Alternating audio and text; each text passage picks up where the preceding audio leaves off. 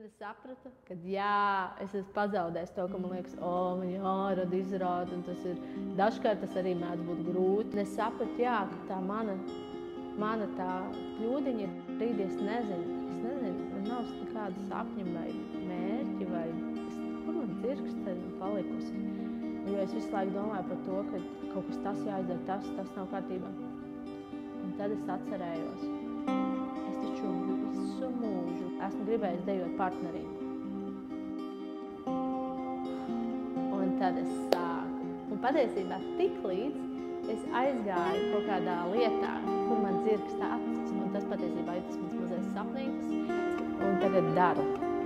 Un tas man iedeva tik foršu krūtu prieka enerģiju un vispār enerģiju, kad visi izrāda arī aizgāja tā kā daudz raitāk uz priekšu. Man tā liek sapņot un domāt, ko tu gribētu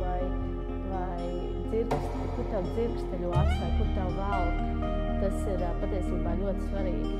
Jo nevienmēr mēs arī zinām, kas mums ir vajadzīgs. Mums vienkārši ļauties varbūt sapņošana vai dzirksteļu acīs, gribētu teikt tā.